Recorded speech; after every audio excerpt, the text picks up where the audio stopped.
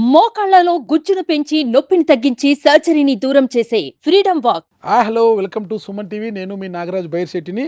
నిన్నటి రోజు అంటే ఏపీలో 5 ఏళ్ల వైఎస్ జగన్మోహన్ రెడ్డి గారి పాలనకు ప్రజలు ఎలా సమాధి కట్టారో అందరం చూశాం కదా. అంటే ఫలితాల తరువాత ఏపీలో రాజకీయ ఫలితాలను చూసంటే వైసీపీకి వచ్చిన ఫలితాలను చూసి రాజకీయ విశ్లేషకులంతా విస్తుపోవడమే కాకుండా ఎవరికి తోచిన స్థాయిలో వారు దిశానిర్దేశాలు చేయడం కావచ్చు, చర్చించుకోవడం కావచ్చు, ఇలాంటి జరుగుతున్నాయి. ఈ అన్ని చూసిన తర్వాత మనం కొన్ని విషయాలను ఇక్కడ చర్చించుకోక తప్పదు. అందులో భాగంగానే నేను ఒక విషయం చెప్పదలుచుకున్నాను. అదేంటంటే, నాటి రాజులు చక్రవర్తుల కాలం నుండి నేటి వరకు కూడా ఏ పాలకుడికి అయినా అట్టడుగు స్థాయిలో ఏమి జరుగుతుందనే విషయము ఖచ్చితంగా తెలియాల్సి ఉంటుంది. ఇది తెలియకపోతే ఎంతటి ఉద్దండ పాలకుడైనా ఓటమి చవి చూడక తప్పదని నిన్న సార్వత్రిక ఎన్నికల్లో భాగంగా ఏపీ ప్రజలు వైఎస్ఆర్ కాంగ్రెస్ పార్టీకి సమాధి కట్టిన విషయంతో నిరూపితమైపోయింది. దీని గురించి చర్చించుకోవాలంటే ముఖ్యంగా 3 అంశాల గురించి మనం మాట్లాడుకోవాల్సి ఉంటుంది. అందులో ఒకటి పార్టీ నిర్మాణం. ఏ పార్టీకైనా అధికారంలోకి వచ్చిన తర్వాత ఆ పార్టీని బలోపేతం చేసుకోవడం అత్యంత అవసరం. మేము ఆ మేరకు పెద్ద స్థాయిలో చేసుకున్నాము అని వైసీపీ నాయకులు అనుకుంటే మనం ఏమీ చేయలేము. పార్టీ నిర్మాణంలో భాగంగా సోషల్ ఇంజనీరింగ్ను పాటిస్తూ అందరికీ పదవులు ఇచ్చామని అనుకుంటే అంతకన్నా మూర్ఖత్వం లేదు. అసలు ఎవరికి పదవులు ఇచ్చాం, ఎలాంటి వారికి ఇచ్చాం, ఏంటి అనేది వైఎస్ఆర్సీపీ పెద్దలు ఒకసారి ఆత్మవిమర్శ చేసుకోవాలి. నిజంగా బలగం ఉన్న వారికే పదవులు దక్కాయా అన్నది పార్టీ అధినేత జగన్మోహన్ రెడ్డి గారు కూడా ఆలోచించుకోవాలి. ఆర్థిక బలం ఉన్నవారికి, వ్యాపారులకు పదవులు దక్కాయే కానీ నిజమైన నాయకులకు, కార్యకర్తలకు పదవులు దక్కలేదన్నది అందరికీ తెలిసిన విషయమే. ఇక్కడ నాకు గుర్తుకు వచ్చే ఒక అంశం ఉదాహరణగా చెప్పదలుచుకున్నాను.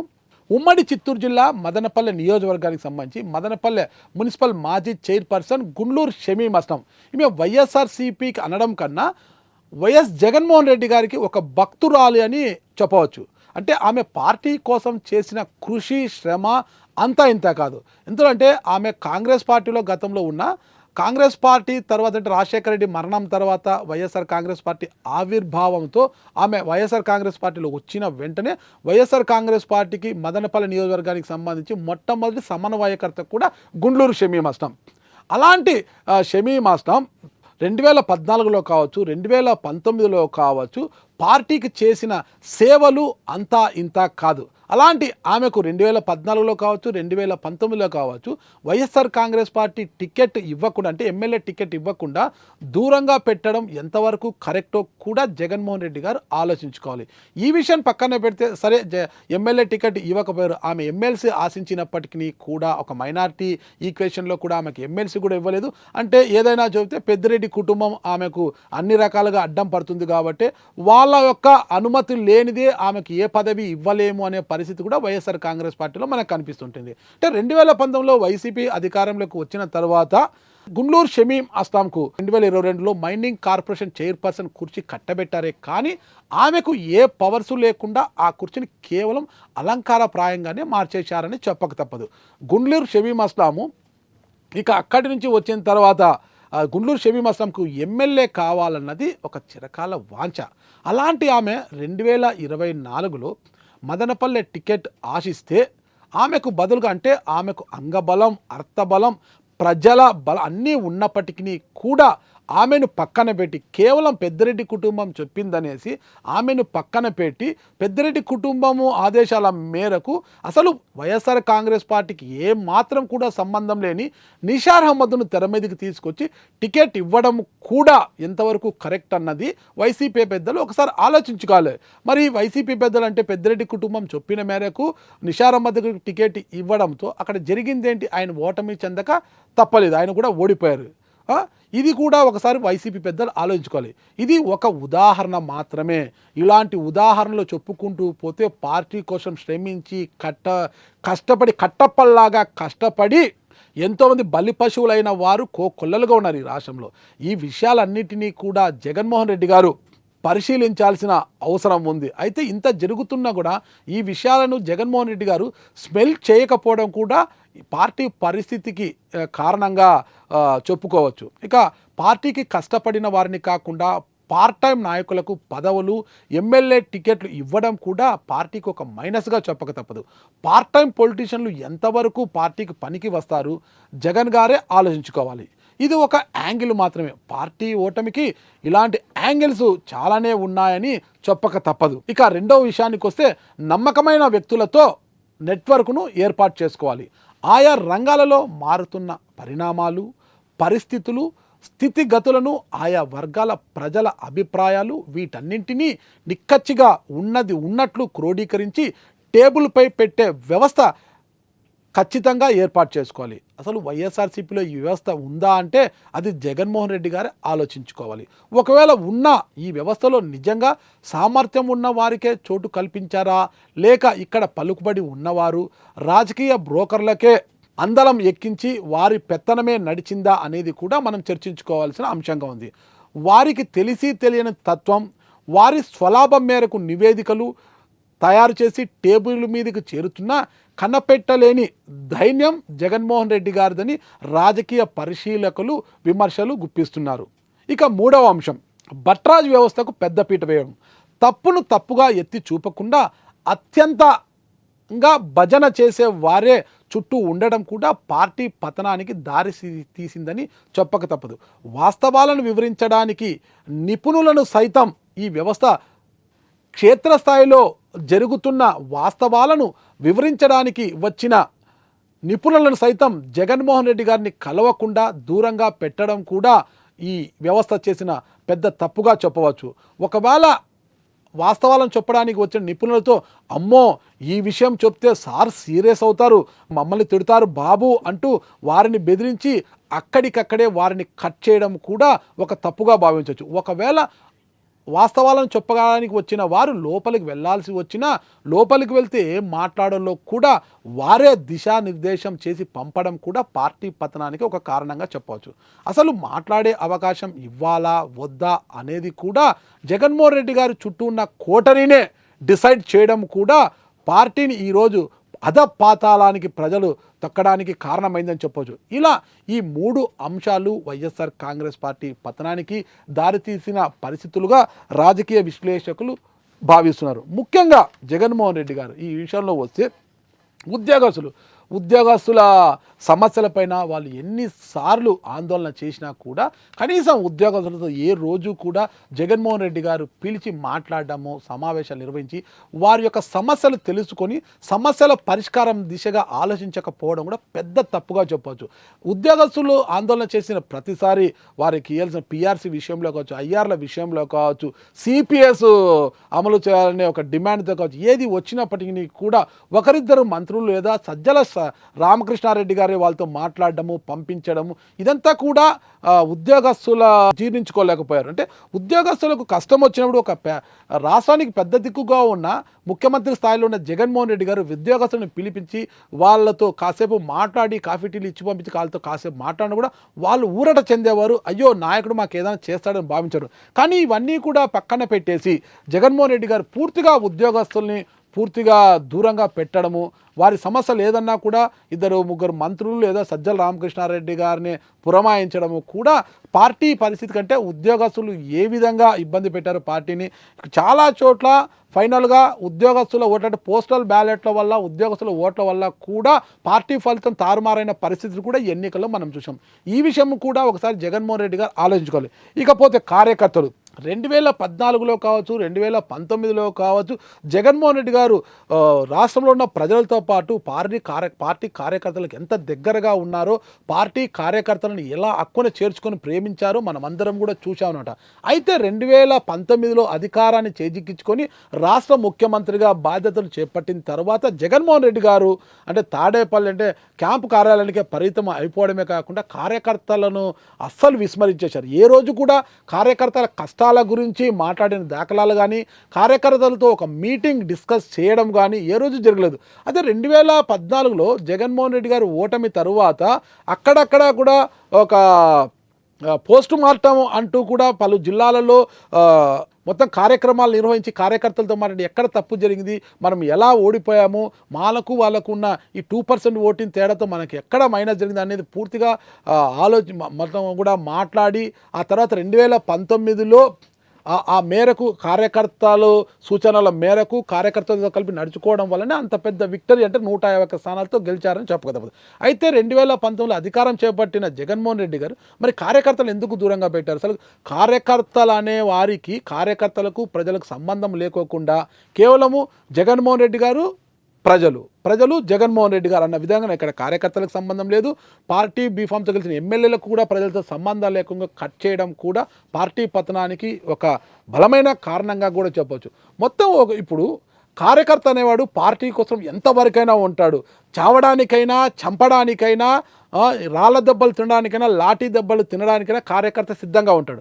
కానీ కార్యకర్తలకు ఎలాంటి పదవులు ఇవ్వకుండా వారి కష్టాలను కూడా చూడకుండా కేవలం వాలంటీర్ వ్యవస్థను తెర మీదకి తీసుకొచ్చి వాలంటీర్లతోనే మేము అన్నీ చేసుకుంటాము, ఎన్నికలను కూడా వాలంటీర్లే నిర్వహిస్తారు, వాలంటీర్లే ఎన్నికల సరళంతా చూసుకుంటారనే విధంగా ముందుకు పోవడం కూడా ఒక మైనస్గా చెప్పవచ్చు. అంటే అదే కార్యకర్తలను నమ్ముకొని కార్యకర్తల బాగోగులు చూసి ఎప్పటికప్పుడు కార్యకర్తలతో మీటింగులు ఏర్పాటు చేసి వారి కష్టాలని కాసింత జగన్మోహన్ రెడ్డి గారు గుర్తించి ఉంటే కార్యకర్త అనేవాడు ఈరోజు కష్టపడి పనిచేసి పార్టీకి కనీసం అధికారంలో తీసుకురాకపోయినా ఒక గౌరవప్రదమైన స్థానాలనైనా ఇచ్చేవారు. ఈరోజు ఆ కార్యకర్త అనేవాడు దూరం అయిపోయాడు కాబట్టే కష్టాల్లో ఉన్న కార్యకర్త పని చేయలేకపోవడం కాబట్టి ఈరోజు జగన్మోహన్ రెడ్డి గారి కంటే వైఎస్ఆర్ కాంగ్రెస్ పార్టీ కనీసం ప్రతిపక్ష హోదా కూడా దక్కలేదని మనం చెప్పవచ్చు.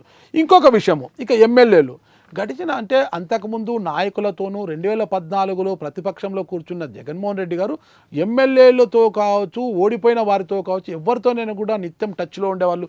వాళ్ళు ఎప్పుడు అపాయింట్మెంట్లు అడిగినా ఇచ్చేవారు. అయితే 2019లో ఆయన ముఖ్యమంత్రి అయిన తర్వాత ఎంతమంది ఎమ్మెల్యేలకు అపాయింట్మెంట్లు ఇచ్చారు, ఎంతమంది ఎమ్మెల్యేలతో నేరుగా ఆయన కలిశారు, అసలు క్షేత్రస్థాయిలో ఎమ్మెల్యేల పనితీరు ఎలా ఉంది ఏమైనా గమనించారా? ఎప్పుడో ఒకసారి ఐపాక్ టీం ఇచ్చిన నివేదిక ప్రకారము వాళ్ళను పిలిచి క్లాసులు పీకడము, నీ పనితీరు బాగలేదు అని చెప్పడం తప్పితే ఎమ్మెల్యేతో నేరుగా 1-to-1 అపాయింట్ ఐకాన్ అంటే ఐ కాంటాక్ట్తో ఎప్పుడైనా జగన్మోహన్ రెడ్డి గారు మాట్లాడారా అంటే అది కూడా ఒక ప్రశ్నార్థకమైన. దీంతో ఎమ్మెల్యేలంతా కూడా నైరాశ్యానికి లోనయ్యి అటు స్థానికంగా అవినీతి అక్రమాలకు పాల్పడము, ఇక భవిష్యత్తులో జగన్మోహన్ రెడ్డి గారు మాకు ఎట్లా అపాయింట్మెంట్లు ఇవ్వడం లేదు, మా పనితీరు మేరకు ఆయన టికెట్లు ఇస్తారో లేదో అనే ఒక అభద్రతా భావముతో ఉన్న కాడికి దోచుకోవాలనే ఉద్దేశంతో ఎక్కడికక్కడ ఇక మైనింగు అన్ని రంగాలు, అది కాదు మట్టితో సహా అమ్ముకోవడము, కొండలను కరిగించి అమ్ముకోవడము, ఇలా అన్ని రంగాలను వచ్చి లిక్కర్ లేదు ఏ దాంట్లో అయినా కూడా మొత్తము దండుకోవడమే వాళ్ళు పరిపాటిగా మారిపోయి నియోజకవర్గాల్లో చెడ్డ పేర్లు తెచ్చుకొని ఈరోజు ఈ పార్టీ పరిస్థితికి రావడానికి కూడా కారణం ఇది. అదే ఎమ్మెల్యేలకు ప్రజలకు మధ్య అనుసంధానంగా మధ్య సంబంధాలు కొనసాగేలా చేసి ఉంటే చాలా బాగుండేది. ఈ విషయంలో కూడా పార్టీ ఫెయిల్యూర్ అయిందని మనం చెప్పుకోవచ్చు. ఇకపోతే ఎమ్మెల్యేలకు ప్రజలకు మధ్య సంబంధాలు ఉండడానికే కదా మేము గడప గడపకు వైఎస్ఆర్ కాంగ్రెస్ పార్టీ కార్యక్రమం పెట్టాము అంటే కూడా దానివల్ల ఎంతవరకు లాభించింది అనేది కూడా మనం ఒకసారి ఆలోచించుకోవాలి. ఎడమ చేతితో పెట్టిన దాన్ని కుడి చేతికి కూడా తెలియకూడదు అని, కుడి చేతితో పెట్టిన ఎడమ చేతికి కూడా తెలియకూడదు అనేది సామెత ఉంది కదండి. నాకు అంత పెద్ద సామెతలో ఇక్కడ చెప్తున్నాను నేను. అయితే జగన్మోహన్ రెడ్డి గారు సంక్షేమ పథకాల ద్వారా పబ్లిక్ అన్నీ ఇచ్చాము, ఇక వాళ్ళు సంక్షేమ పథకాలు పొందారు కాబట్టి మాకు ఓట్లు వేయక తప్పదు అని అనుకున్నారు అందరూ కూడా. కానీ అది ఎంతవరకు సంక్షేమ పథకాలు ప్రజలకు ఎంతవరకు అందాయి, సంక్షేమ పథకాలు తీసుకున్న వారంతా కూడా సంతృప్తికరంగా ఉన్నారా లేదా అన్నది కూడా ఒక్కసారి కూడా వీళ్ళు ఒక సర్వే చేసుకోవడము, తెలుసుకోలేకపోవడము కూడా పార్టీ పతనానికి ఈరోజు ఈ ఘోర వైఫల్యానికి కారణంగా చెప్పవచ్చు. అంటే మేము ఇచ్చిన సంక్షేమ పథకాలు ప్రజలకు అందాయా లేదా అని తెలుసుకోవడానికే కదా గడప గడపకు వైఎస్ఆర్ కాంగ్రెస్ పార్టీ కార్యక్రమం పెట్టాము. దీనివల్ల ఎమ్మెల్యేకి ప్రజలకు సంబంధాలు ఏర్పడతాయి, వాళ్ళకు మేము ఇచ్చిన సంక్షేమ పథకాలు అందాయా లేదన్నది కూడా తెలుస్తుంది అని అనవచ్చు. కానీ ఇక్కడ ఒకటే, ఇచ్చిన వాటిని ఎమ్మెల్యే గడప గడపకు వెళ్ళి పాంప్లెట్ ఇవ్వడము, ఏమండి ఇవన్నీ మీకు వచ్చాయి కదా, ఇవన్నీ అందాయి కదా అని అడగడం. ఏం చేస్తారంటే ఎమ్మెల్యే అడిగినప్పుడు భయముతోనో ఇంకొకరితోనో అవునండి వచ్చాయండి అని. ఒకవేళ ఎవరైనా ధైర్యం చేసి మాకు ఇవి అందడం లేదు, మాకు కరెంటు బిల్లు ఎక్కువ వచ్చిందని, అమ్మఒడి రావడం లేదు, మాకు రేషన్ కార్డు లేదని, ఇప్పటికి రేషన్ కార్డు లేదు, మాకు పింఛన్ రావడం లేదు, ఇవి ఏమైనా సమస్యలు చూపితే చాలామంది ఎమ్మెల్యేలు లబ్ధిదారు ప్రజల మీద దాడులకు వెళ్ళిన సందర్భాలను కూడా మనం చూసామన్నమాట. అంటే ఇది అంటే ఇచ్చిన దాన్ని మేము ఇచ్చామని దెబ్బి పొడచడం అవుతుందన్నమాట. అంటే ఒక ఎమ్మెల్యే వెళ్తే వాళ్ళు ఇచ్చారని చెప్తారు, ఇవ్వలేదని చెప్తారు. కానీ ఏదైనా ఒక ప్రైవేట్ ఏజెన్సీ ద్వారా, ఒక ప్రైవేట్ సంస్థల ద్వారా ఎప్పుడైనా ఒక సర్వే చేయించారా? అలాంటివి ఏమీ చేయలేదు. ఏమైనా ఇలాంటివి చేయించుకుంటే బాగుంటుంది, సంక్షేమ పథకాలు పొందిన ప్రజలు సంతోషంగా ఉన్నారా లేదని తెలుసుకోవాలి, తెలుసుకుంటే బాగుంటుంది. ఎవరైనా నిపుణులు వచ్చి చెప్పాలనుకున్నా కూడా ఆ విషయాన్ని సీఎం దృష్టికి అంటే అధినేత దృష్టికి తీసుకెళ్ళకపోవడము, అక్కడికక్కడే దాన్ని తొక్కిపడము, ఈ విషయాలు సీఎం ఇంకా సీరియస్ అవుతాడము అని చెబుతూ ఆ కోటరీ మధ్యలో అణిచివేయడం కూడా పార్టీ పతనానికి ఒక కారణంగా చెప్పవచ్చు. ఇలా చెప్పుకుంటూ పోతే ఇక సోషల్ ఇంజనీరింగ్ పేరిట పదవులు ఇచ్చాం, సామాజిక సమీకరణలు పాటించాం, అందరికీ కూడా నా ఎస్సీలు, నా బీసీలు, నా ఎస్టీలు, నా మైనార్టీలు అంటూ అందరికీ కూడా మేము పదవులు ఇచ్చామంటారట. పదవులు ఇచ్చిన వారంతా కూడా నిజంగా అంగబలం అర్థబలం ఉన్నవారేనానండి? అక్కడంతా కూడా ఎవరైతే జగన్మోహన్ రెడ్డి గారి చుట్టూ కోటరీ ఉందో ఆ కోటరీ అనుకున్న వారి మేరకే వాళ్ళ అనుయాయులకు వాళ్ళని తీసుకొచ్చి కార్పొరేషన్ పదవులు కట్టబెట్టారు. కార్పొరేషన్ పదవులు ఇచ్చిన ఏ ఒక్క కార్పొరేషన్లో చైర్మన్కి కూడా పూర్తి స్థాయిలో పవర్ ఉందా అంటే పవర్లెస్ అని చెప్పొచ్చు. ఊరికే కొన్ని కార్పొరేషన్లు వేసుకోవడానికి కుర్చీలు కూడా లేవు, వాళ్ళకి జీతాలు కూడా వచ్చిన పరిస్థితి లేదన్నమాట.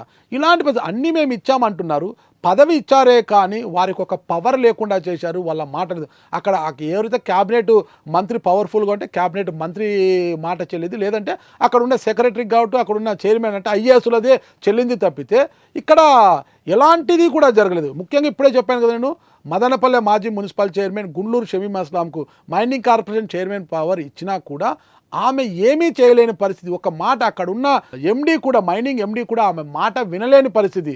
ఆమెను మాట వినకుండా ఆమె ఏమి చెప్పినా అంటే మంత్రిగా ఉన్న పెద్దిరెడ్డి గారు ఏమి చెప్తే అది చేసుకొని పోవాలి తప్పితే ఆమెకు సంతకం ఊరికే వాళ్ళు పెట్టిన ఫైల్లో సంతకం పెట్టడం తప్పితే ఇక ఆమె ఏ నిర్ణయాన్ని కూడా తీసుకోలేని పరిస్థితి తీసుకొచ్చారు. అంటే ఇలాంటి పరిస్థితులు కేవలము పదవులు ఇచ్చాము ఇంకేం కావాలి అంటే పదవులు ఇస్తే సరిపోదు కదా, వాళ్ళకి పవర్ కూడా కావాలి కదా.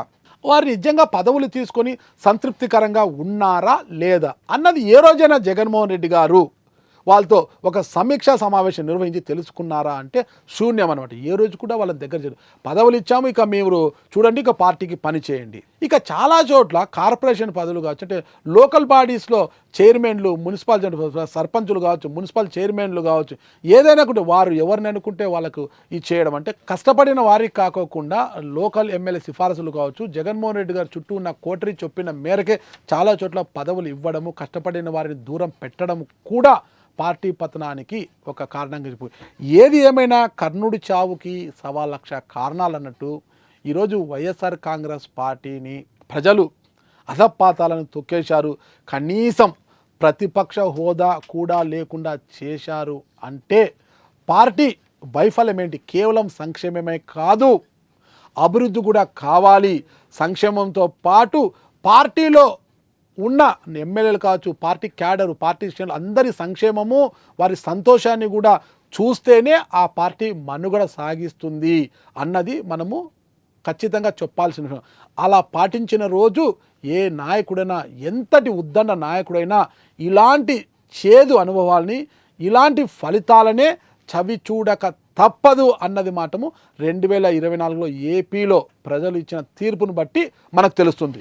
ఇప్పటికైనా జగన్మోహన్ రెడ్డి గారు ఈ విషయాలన్నీ పరిగణలోకి తీసుకొని, ఇప్పుడు నేను ఈ విషయం చెప్పాను కాబట్టి వైఎస్ఆర్సీపీ నాయకులు, అక్కడున్న పెద్దలు నా పైన కక్ష కట్టవచ్చు. సారీ, నేను చెప్పాలనుకున్న విషయాన్ని నేను చెప్పేశాను, ఒక జర్నలిస్టుగా నేను చెప్పాలనుకున్నాను కాబట్టి చెప్పేశాను. కానీ జగన్మోహన్ రెడ్డి గారు వీటన్నిటిని పరిగణలోకి తీసుకొని పార్టీని స్ట్రెంథన్ చేసుకోవడానికి కృషి చేస్తారా లేదా అన్నది ఆయన ఆలోచించుకోవాలి. సుమన్ టీవీలో మీ పర్సనల్ అండ్ బిజినెస్ ప్రమోషన్స్ కోసం కింది నెంబర్కి కాంటాక్ట్ చేయండి.